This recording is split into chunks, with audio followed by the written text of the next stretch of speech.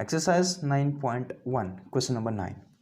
The angle of elevation of the top of a building from the foot of the tower is 30 degree and the angle of elevation of the top of the tower from the foot of the building is 60 degree.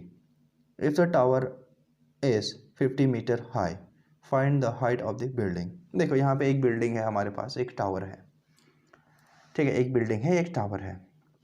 अब तो first case क्या है इसका, देखो जो angle of elevation है, कहाँ से, top of a building from a foot of the tower, tower के फुट से बिल्डिंग के टॉप का जो एंगल ऑफ एलिवेशन है वो कितना है, 30 डिग्री है। ठीक है, देखो यहाँ पे मैं एक बिल्डिंग बना लेता हूँ पहली बात। ठीक है, यहाँ पे मैं बिल्डिंग बना लूँ पहली बात कि बिल्डिंग कैसे बनेगा, ये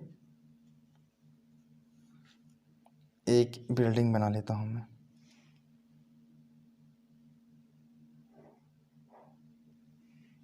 है ना, और एक टावर बना लेता हूँ।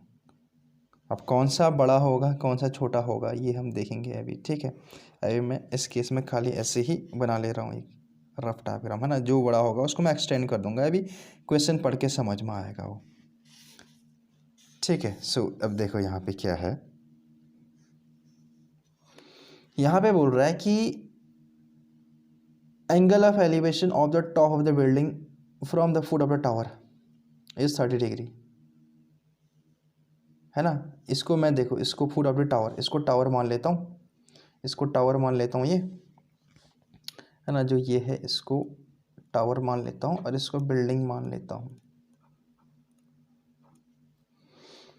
ठीक है, तो angle of elevation of the top of the building from foot of the tower, tower के फुट से, टावर का फुट ये है, बिल्डिंग का टॉप इसको मान लेता हूँ, यहाँ का जो एंगल ऑफ एलिवेशन है वो कितना है, वो है हमारे पास 30 डिग्री। ठीक है, अब देखो आगे पढ़ते हैं। And the angle of elevation of the top of the tower from the foot of the building is 60 degree.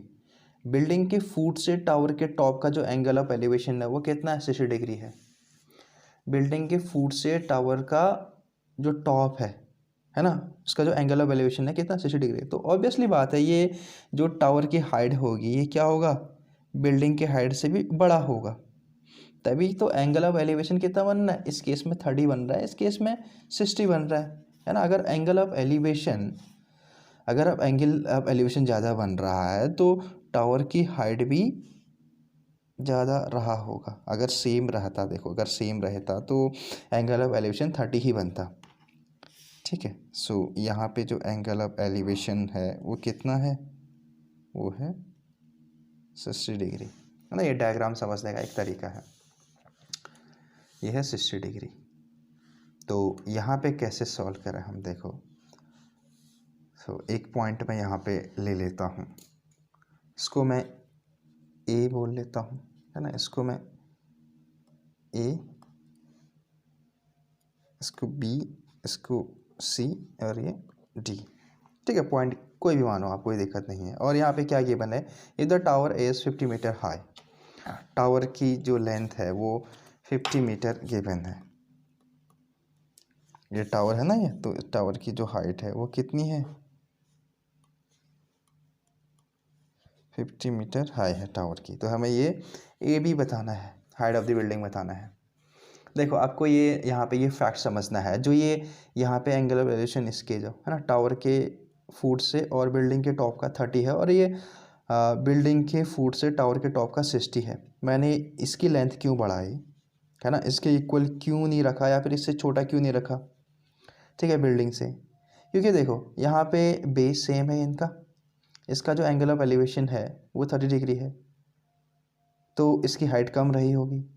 ठीक है, अगर इसका एंगल ऑफ एलिवेशन ज़्यादा है तो हाइट भी क्या होगा, ज़्यादा होगा। ठीक है, आप जैसे देखो ये कि ये जैसे ही क्लोज आता है एंगल तो ये हाइट बढ़ जाती है। ठीक है, सो इस कारण मैंने इसको ऐसा डायग्राम बनाया। अब देखो सॉल्यूशन करते हैं। यहाँ पे मैं क्या बोलूँ कि जो ए बी है वो बिल्डिंग है, ए बी क्या है, हाइट ऑफ बिल्डिंग है। बिल्डिंग ऑफ हाइट है ना, हाइट ऑफ बिल्डिंग है, बिल्डिंग हाइट कर देता हूँ शॉर्ट में, बिल्डिंग हाइट कर देता हूँ, ठीक है।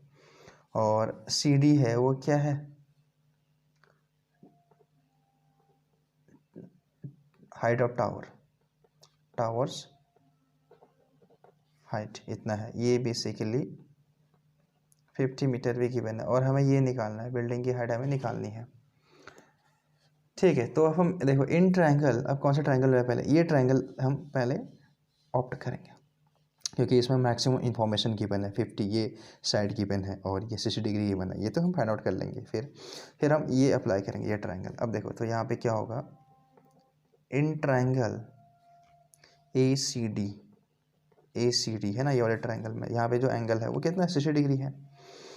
सो 10 अप्लाई करेंगे है ना, यहाँ पे हमें परपेंडिकुलर और बेस से मतलब है, हाइपोटेन्यूज से मतलब नहीं है, तो हम यहाँ पे 10 थीटा अप्लाई करेंगे।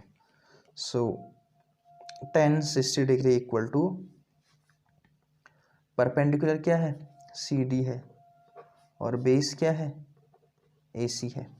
तो 10 60 की वैल्यू कितनी होती है, √3, और सी डी है 50/AC।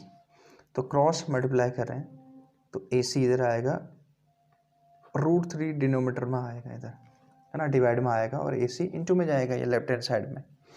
सो इतना हमारा ए बी आया, ए सी आया सॉरी है ना, ए सी है हमारे पास, बेस कितना आया 50 डिवाइडेड बाई √3, इतना मीटर आया हमारा ए सी। अब हम यहाँ पे क्या करेंगे, देखो अब हम ट्रायंगल चेंज करेंगे, अब हम इन ट्रायंगल बी ए सी का ट्रायंगल देखते हैं, बी ए सी ट्रायंगल देखते हैं क्या होगा। सो यहाँ पे हम 10 अप्लाई करेंगे, सो 10 30 डिग्री इक्वल टू परपेंडिकुलर क्या है, ए बी है, और बेस क्या है, ए सी है। 10 30 की वैल्यू कितनी है, कितनी होती है 1/√3, और ए बी फाइंड आउट करना है हमें। ए सी क्या है, ये हमें यहाँ पे निकाला है, ए सी 50 डिवाइडेड बाई √3, ठीक है, 50 डिवाइडेड बाई √3। अब हम क्रॉस मल्टीप्लाई कर लेते हैं, ठीक है, ये जो 50 √3 है यहाँ जाएगा, और √3 भी देखो यहीं पे रहेगा, √3 है ना, ये 50 √3 इधर गया, और √3 यहीं पे रहेगा, और यहाँ पे क्या बचा, ए बी, ठीक है। तो 50 डिवाइडेड बाई √3 इंटू √3 कितना होता है 3, ठीक है। तो ए बी कितना आया यहाँ पे, ए बी आया हमारे पास 50 डिवाइडेड बाई 3 है ना, इसको फ्रैक्शन फॉर्म में लिखें तो 3 1 जा 1 और 2 3 6 जा 18, 2 डिवाइडेड बाई 3, ठीक है, इतना मीटर आ रहा है। ए बी आ रहा है हमारे पास, कितना आ रहा है ए बी 16 होल 2/3। तो हम कंक्लूजन करते हैं, ये हमें निकालना था, ठीक है, जो ये बिल्डिंग की हाइट थी यही हमें फाइंड आउट करनी थी। So the height of the building, the height of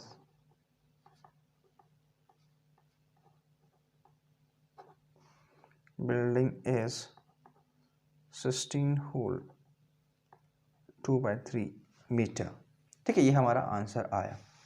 सो जो बिल्डिंग की हाइट है वो कितना रहा होगा 50 डिवाइडेड बाई 3 मीटर, या फिर बोलो कि 16:2/3 मीटर, ठीक है। तो बिल्डिंग की हाइट ऐसे आएगी। Thank you so much guys for watching this video.